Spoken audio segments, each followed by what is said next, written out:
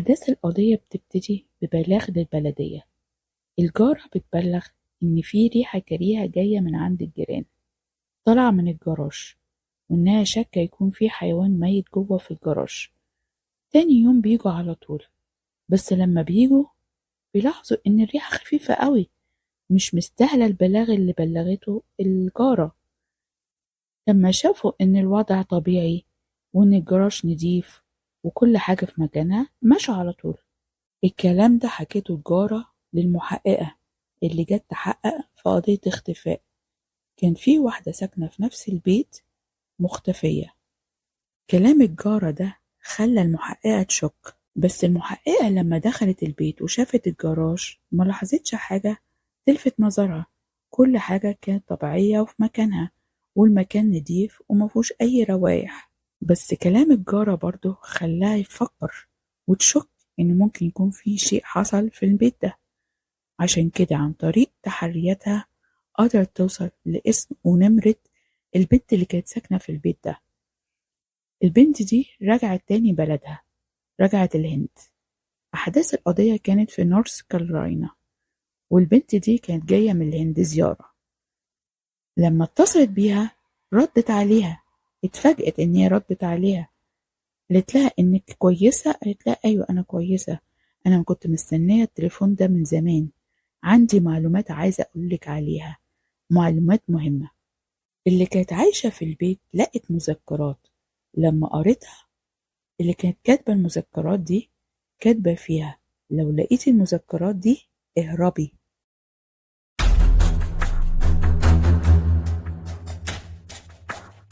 قبل ما نبتدي أحداث القضية، ياريت تشاركوني برأيكم، ده هيشجعني إني أنزل قضايا أكتر، ده طبعا لو عجباكوا القضية. تبتدي الحكاية لما في شخص بيدور على عروسة اسمه أرجون سيجال، عايش في أمريكا من 12 سنة، عاوز يتجوز واحدة من بلده وميعرفش حد في أمريكا، فاضطر إن هو يروح عند موقع خاص للجواز. عمل حساب عليه وحط بياناته وحط الطلبات اللي هو عايزها في شريكة حياته. الكلام ده كان في سنة 2019. طلباته كانت بسيطة وعادية، عايز واحدة على استعداد إن هي تعيش في أمريكا وتكون متعلمة من أسرة طيبة. تخيلوا 3 سنين وهو بيدور على شريكة حياته، كل ما حد بيتواصل معاه ويتكلم معاه كام شهر كده يحس إن هما مش متوافقين، مش مناسباله، لغاية ما عثر عليها بنت الحلال اسمها كافيري نابيار، عندها 28 سنة، خريجة تجارة، بتشتغل محاسبة. أبوها كان مدير لمدة 20 سنة في شركة استيراد منسوجات، أما أمها كانت ناظرة مدرسة خاصة في مدينة كوتشي في ولاية كيرالا. كان لها أخت واحدة بس أصغر منها، متجوزة وعايشة في بنجلور.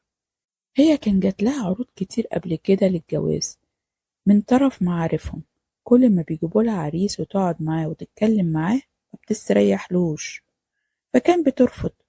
أهلها سايبينها على راحتها، وده لأنهم شايفين إن دي حياتها وهي أدرى بيها، وخاصة إن هما واثقين في شخصيتها، لأنها من النوع اللي بيدقق، مش هوائية، وبتسأل في كل صغيرة وكبيرة، وبتحب تفهم كل حاجة. حتى دي كانت شخصيتها في عملها، ما بتمضيش على ورقة إلا لما تراجعها مرة واتنين وتلاتة. بس لما اتعرفت على السجال وبدأوا يتكلموا مع بعض استريحت له ووافقت عليه. ولما أمها سألتها اشمعنى ده اللي وافقتي عليه، قالت لها هو بيسمع لي كويس. قعدوا يتكلموا تقريبا 3 شهور كل يوم فيديو كول، لغاية ما الاتنين اتفقوا على الجواز.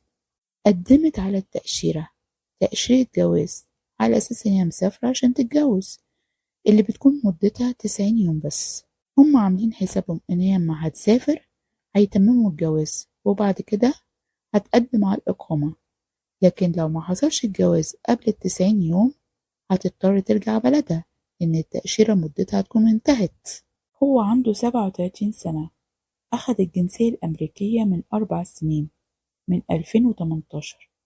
حالته المادية كويسة، شغال مبرمج كمبيوتر، عنده عربية وعنده بيت، بس طبعا مش دافع تمنهم بالكامل، بيدفع أقساطهم في ميعادها. عايش في أمريكا من 12 سنة في رالي بولاية كارولاينا الشمالية، في حي بريستون اللي معظمه من الجالية الهندية. حي هادي وكله عائلات، ما بيدخنش، نباتي، وبيقدس الحياة الزوجية. دي البيانات اللي كاتبها عن نفسه في موقع الجواز. بس هو ما كانش اجتماعي، منطوي، علاقته سطحية بزملائه في الشغل، معمروش قعد معاهم يتكلم عن حياته ولا حتى بيشاركهم الأكل. بيروح الشغل يشتغل ويخلص ويمشي، محدش يعرف حاجة عنه. هي وصلت مطار رالي الدولي في 14 سبتمبر 2022. كان واقف مستنيها، استقبلها في المطار ماسك يافطة عليها اسمها. كانت أول مرة تيجي فيها أمريكا. أخدها من المطار وداها البيت. لما وصلت البيت اتصلت بأمها وطمنتها عليها، وقالت لها البيت حلو ومترتب وكل حاجة نضيفة وفي مكانها. هو كان عامل حسابه وأخد أسبوع أجازة من الشغل، كان متفرغ لها. أخدها وراها المكان والحي اللي هما ساكنين فيه والأماكن القريبة من البيت اللي ممكن تحتاج تروحها وهو في الشغل، والمعبد القريب منهم والسوبر ماركت. أخد لها كده لفة في الحتة.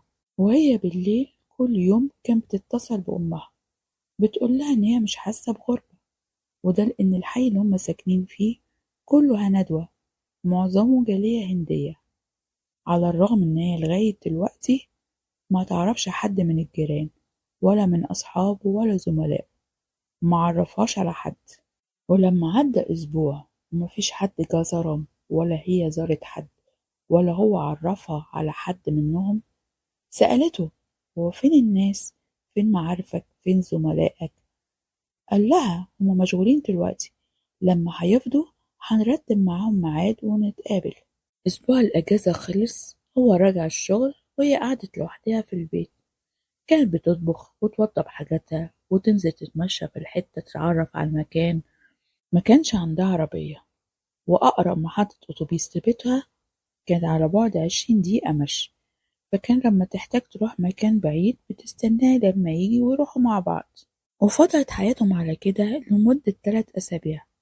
بس لما لقت إن هو مبلغاش عمل إيه في إجراءات الجواز سألته.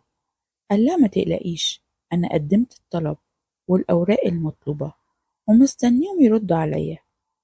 هي كانت قلقانة إن الوقت مش في صالحها، وده لأنها المفروض تخلص كل حاجة قبل 90 يوم من وقت وصولها، إن لو هي ما خلصتش كل حاجة هتضطر ترجع الهند. الاتنين شخصيتهم مختلفين عن بعض. هي اجتماعية، قلبها حامي، بتحب تخلص حاجاتها بسرعة.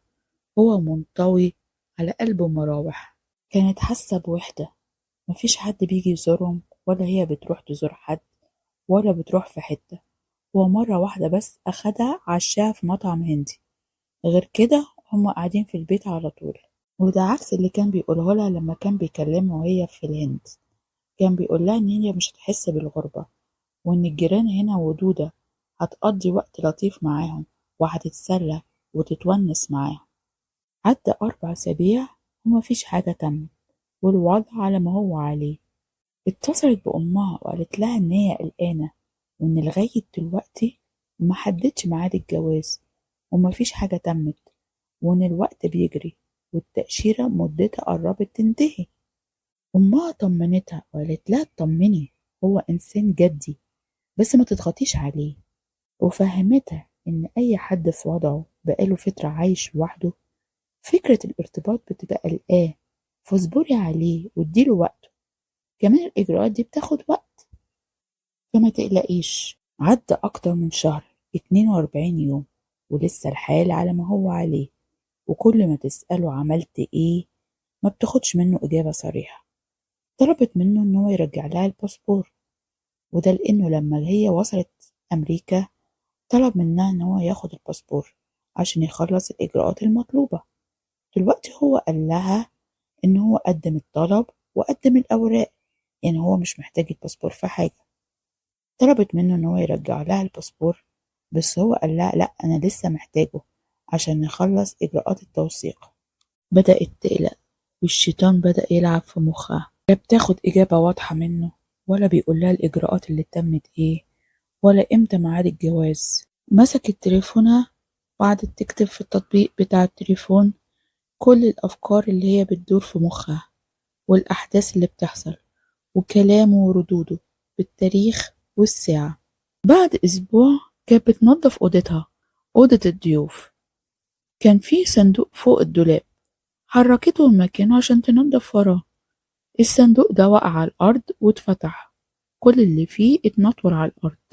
كان فيه محول كهرباء وأستيكين وورق متطبق ودفتر ملاحظات، دفتر مذكرات مكتوب باللغة الهندية.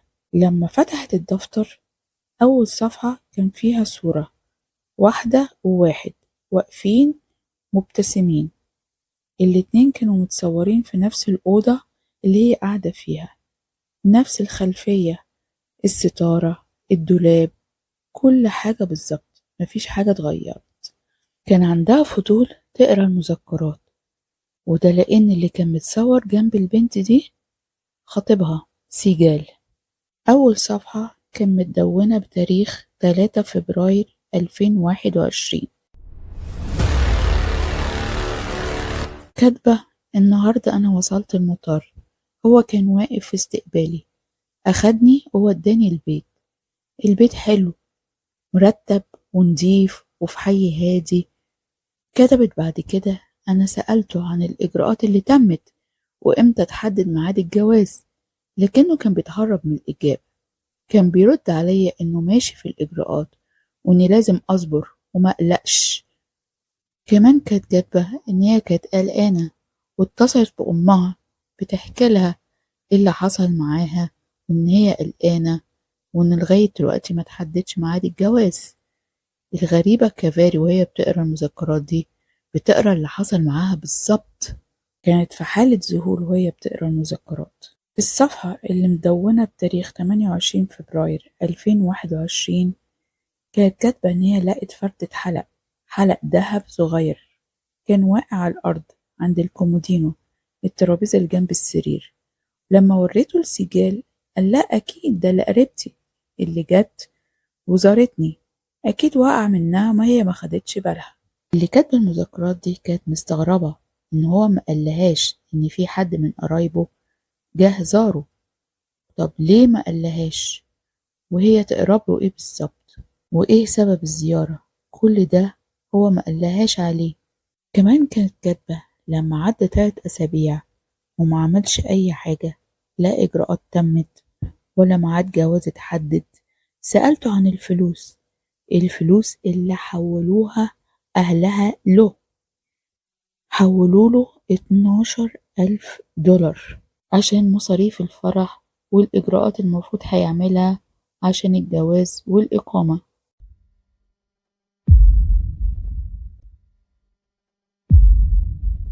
قال لها: الفلوس دي في الحبس والصون، متقلقيش، دول عشان حفلة الزفاف. سألته: طب امتى الفرح؟ قال لها: اصبري، الإجراءات دي بتاخد وقت، ما بتخلصش في يوم وليلة. آخر صفحة في المذكرات كانت بتاريخ 18 مارس 2021. يومها سجال جه وقال لي: احنا مش هينفع نكمل مع بعض، كل شيء اسمه ونصيب، وإنها لازم تعمل ترتيباتها عشان ترجع بلدها الهند. طبعا كانت مصدومة، مش فاهمة ايه اللي غيره من ناحيتها، وإذا هي عملت حاجة ضايقته، بس هي مش فاكرة إن في حاجة عملتها، ليه هو بيتصرف كده معاها؟ لما قال لها كده اتصدمت واتحرجت إن هي تسأله المبلغ اللي هم دفعوه أهلها، ال12,000 دولار عشان تتجوز وعشان يعمل إجراءات الفرح وإجراءات الإقامة. بما إن مفيش حاجة تحصل المفروض يرجع الفلوس، ولا هو جاب سيرتهم. وختمت المذكرات: لو لقيتي المذكرات دي اهربي. خلصت قراية المذكرات وقاعدة مبلمة مذهولة من اللي هي قريته، مش فاهمة ولا مش مصدقة ولا بتكدب عينيها. واضح ان هو كان معشم واحدة قبليها بالجواز وما تمش، بس قررت إن هي تصور كل صفحات المذكرات. فتحت تليفونها وصورت كل الصفحات، وكمان صورت الصورة الفوتوغرافية اللي هو متصور فيها معاها مع صاحبة المذكرات. كلها كانت محفوظة على الآي كلاود بتاع حسابها. وقررت تواجهه. حطت المذكرات والصورة على الترابيزة في المطبخ واستنته لما يرجع من الشغل. هو كده اتحول له مبلغ 30,000 دولار، 18 منها و12,000 من البنت صاحبة المذكرات. لما وصل البيت شافها قاعدة وقدامها الدفتر والصورة. وقف شوية كده سرحان في الصورة، أو بيفكر هيقول لها إيه، لأنه فاهم هي هتسأله مين دي. قال لها دي واحدة كنت ناوي أتجوزها بس ما حصلش نصيب، ما اتفقناش. قالت له طب الفلوس عملت بيها إيه؟ الفلوس اللي خدتها مني وخدتها منها. أنا عايزة كشف حساب بالمصاريف كلها اللي اتصرفت، وكمان عايزة أشوف البنك ستيتمنت، أشوف الحاجات دي اتصرفت بالظبط في إيه وإمتى. ولو ما عرفتنيش الفلوس دي راحت فين، بكرة الصبح هتصل بإدارة الهجرة وهبلغ الشرطة. أنا معرفش عقلها كان فين وهي بتهدده، قاعدة في بيته لوحديهم، محدش يعرف حاجة عنها، ما تعرفش حد في البلد. يعني ما جاش في بالها إنه ممكن يعمل فيها حاجة. لا، وكمان بالمرة بقى قالت له أنا عايزة قبل ما أنام ترجعلي الباسبور بتاعي. هو سمع منها الكلمتين دول وراح سحب كرسي وقعد. قال لها البنت اللي في الصورة دي بنت أنا كنت ناوي أتجوزها وما اتفقناش، مش جريمة يعني. قال لها الفلوس اللي خدتها من العيلتين اتصرفت على الإجراءات اللي عملتها عشان الجواز. ما أنا قلتلك قدمت الطلب وعملت الإجراءات وفاضل إن هما يرد عليا. قال لها ما تخليش اللي انتي قريتيه يغيرك من ناحيتي وما تبوظيش علاقتنا. البنت دي بتكبر المواضيع والمفروض تكوني واثقة فيا، يكون بينا ثقة. انتي دلوقتي متأثرة باللي انتي قريتيه، خلينا نأجل كلامنا لبكرة.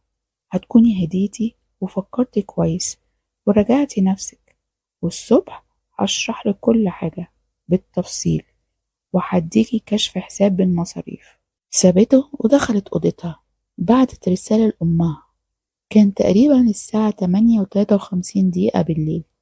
قالت لأ أنا مرهقة جدا النهاردة، مش هقدر أكلمك، بكرة هكلمك، متقلقيش كل حاجة تمام. أمها ردت عليها قالت لها تمام بكرة نتكلم. تاني يوم جه والأم قاعدة مستنية بنتها تتكلم، لكنها ما اتكلمتش. قالت أكيد لسه مشغولة. استنت لغاية الظهر وبرضه ما اتكلمتش. بعتت لها رسالة سألتها، قالت لها كل حاجة تمام. استنت منها الرد لكنها ما ردتش على رسالتها. راحت على الساعة 2 متصلة بيها، بس واضح إن التليفون كان مقفول لأن المكالمة اتحولت على طول على البريد الصوتي. جربت تاني على الساعة 5 تتصل بيها، بس التليفون كان لسه مقفول والمكالمة اتحولت للبريد الصوتي على طول. الأم قالت أكيد وراها حاجات تعملها، يعني هي راحت عشان تعمل إجراءات الإقامة وإجراءات الجواز، فأكيد كانت مشغولة. فده اللي هي فكرت فيه الأم، ما فكرتش إن في حاجة وحشة حصلت لبنتها.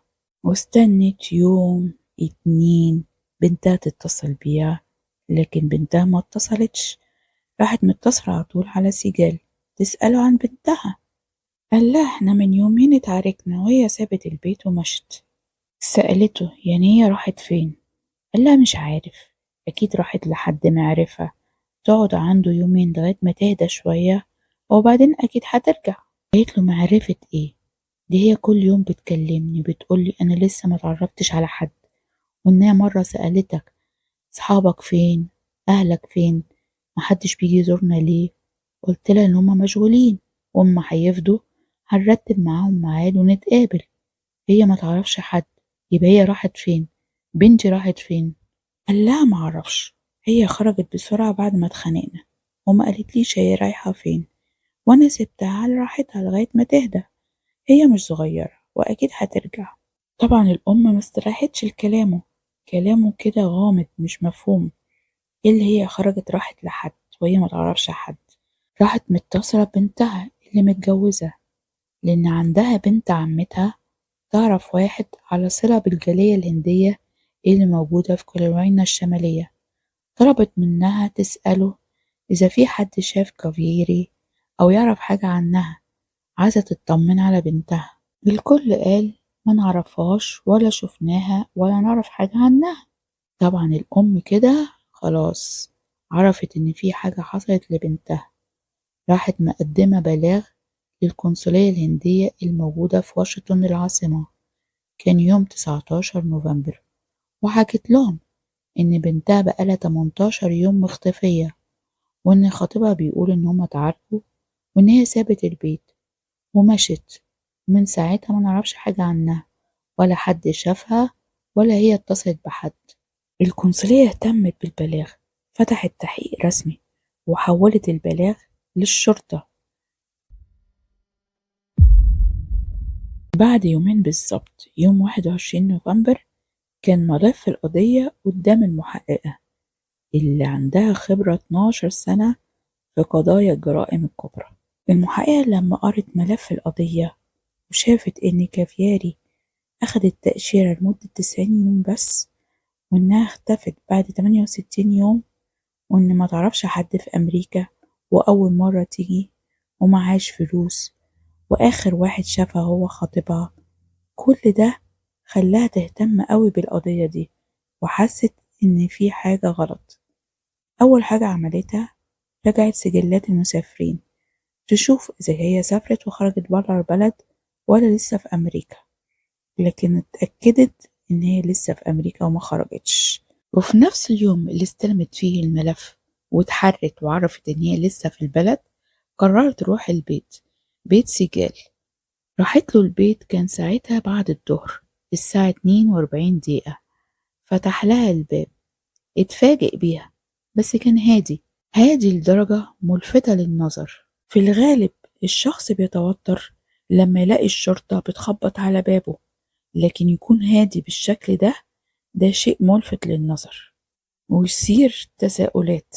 رحب بيها ودخلها البيت. طبعا لما دخلت أخدت نظرة سريعة كده بعينيها، البيت نضيف وكل حاجة في مكانها ومفيش ريحة، لا ريحة غريبة ولا ريحة منظفات. دخلت الأوضة اللي كانت فيها كافاري، لاحظت إن السرير موجود بس مفيش مرتبة على السرير. سألته فين المرتبة؟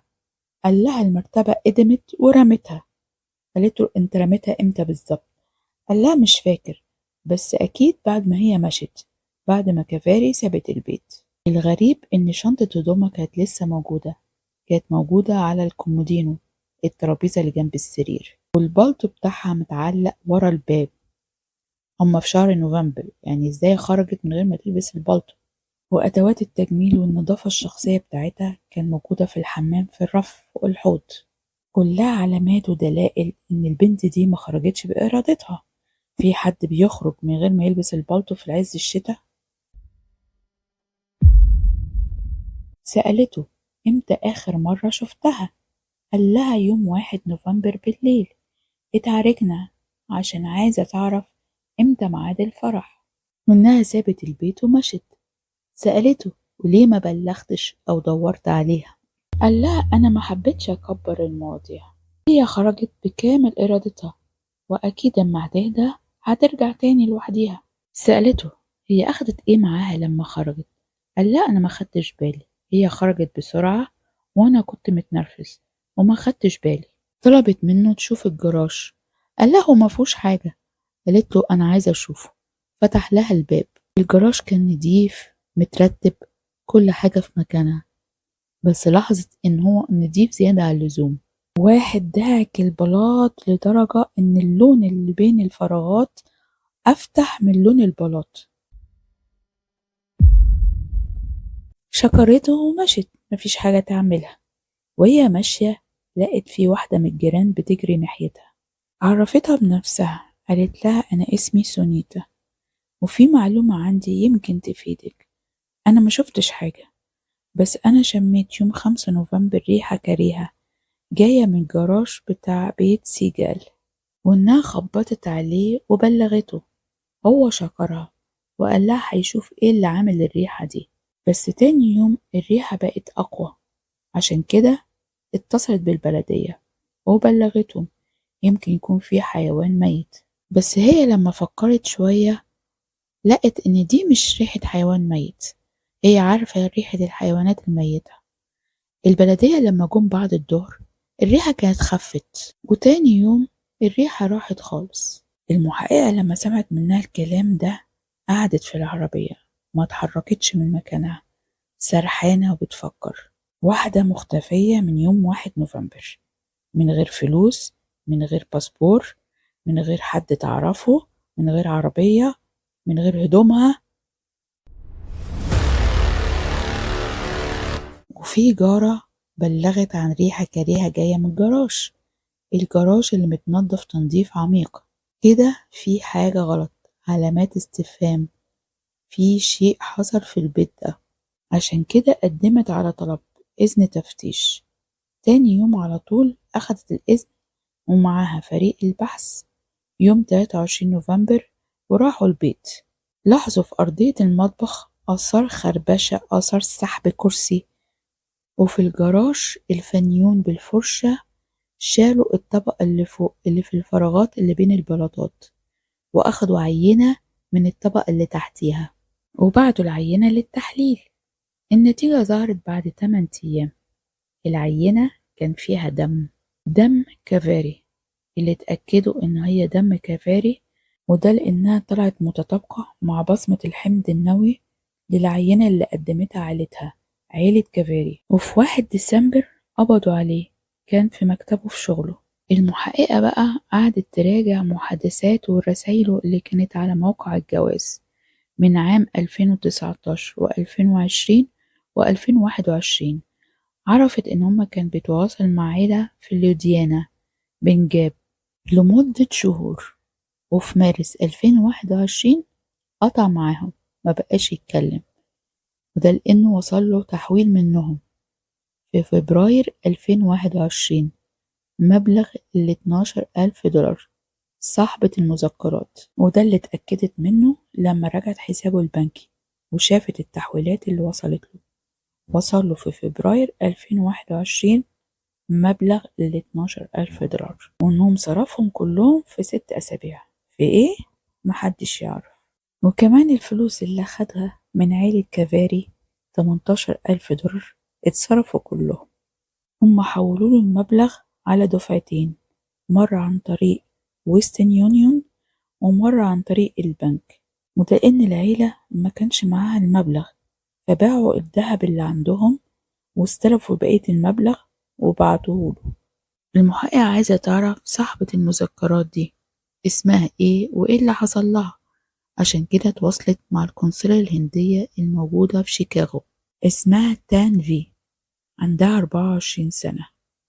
أخدت نمرة التليفون من القنصلية واتصلت بيها، قالت لها إنها وصلت أمريكا في فبراير 2021 بتأشيرة سياحة، وإن أهلها حولوا مبلغ $12,000 لسجال قبل ما هي توصل أمريكا. المبلغ ده عشان مصاريف الفرح ورسوم الجواز وكمان إجراءات الإقامة، وإنها قعدت معاه 7 أسابيع. وفي يوم جه قال لها إن هما ما ينفعش يكملوا مع بعض، وإن هي لازم تستعد وترجع بلدها، وإن هو مش هيرجع لها الفلوس، وإن أهلها اتكسفوا أو أحرجوا إن هما يطلبوا الفلوس منه، وإن هي سابت دفتر مذكرات عن قصد في دولاب الهدوم مخبياه عشان لو في حد يجي بعديها تفيده وتحذره. المحققة عرفت منها إن هي صورت كل صفحة من صفحات مذكراتها على تليفونها. المحققة طلبت منها صورة من الصور دي. المحققة كمان طلبت إذن عشان تشوف حساب كافاري، حساب الآي كلاود اللي لقت فيه صور لدفتر المذكرات، نفس الدفتر اللي صورته تنفي. النبيه أما شاف دفتر المذكرات راح حرقه وتخلص منه، ميعرفش إن الاتنين صوروا الصفحات كلها، وعن طريق الGPS اللي على تليفونه حددوا مكان وجوده، يوم 7 نوفمبر كان موجود الصبح بدري في بحيرة جوردن. يوم 9 ديسمبر فريق من الغواصين راحوا البحيرة، لقوا رفاتها موجودة في القاع، وده لأنه كان حاططها في مشمع أزرق وحاطط كتلتين من الخرسانة. الطب الشرعي لما فحصوا الجثة لقوا إن هي اتضربت ضربة قوية ناحية الشمال في الجمجمة، اتسببت في نزيف حاد، بس الضربة دي ما كانتش قاتلة، كانت حية، عشان كده لما لقاها لسه حية خنقها بإيده. كان في علامات على رقبتها ونزيف في عينيها بسبب الخنق، واضح إن هي كانت بتقاوم عشان حمضه النووي كان موجود تحت ضوافر إيديها. وحددوا الوفاة كان يوم 1 نوفمبر، وإن الجريمة حصلت في المطبخ، وإن هو لما نقلها من المطبخ للجراج كان لسه الدم بينزل منها، وما أخدش باله إن الدم نزل ما بين الفراغات الموجودة في البلاط واتسرب تحت الجبس. اما نضف من فوق الوش، وده لأنه ما خطرش على باله ولا شاف إن الدم نزل تحت الجبس. أول جلسات المحاكمة كانت في 14 إبريل 2024. طلبوا شهادة تنفي صاحبة المذكرات اللي شهدت عن طريق الفيديو كول، وعلى الرغم من محاولات محاميه إن كل الأدلة أدلة صرفية ومفيش شاهد ولا دليل على إنه هو ارتكب الجريمة، لكن ثبتت عليه التهمة. الكل أجمع إن هو مذنب. اتحكم عليه 28 سنة بتهمة القتل و7 سنين تهمة الاحتيال الإلكتروني، يعني إجمالي 35 سنة دون إمكانية الإفراج المشروط. العيلتين طلبوا تصفية ممتلكاته. عيلة كافاري أخدوا 14,000 من أصل 18، أما العيلة التانية أخدوا 9,000 من أصل 12,000. يعني واحد كان ناجح وشغال وبيقبض كويس وعنده بيت وعنده عربية، كل ده عشان ياخد فلوس زيادة؟ نصب وسرقة واحتيال. ايه رأيكم في قضية النهاردة؟ واشوفكم على خير في قضية جديدة. سلام.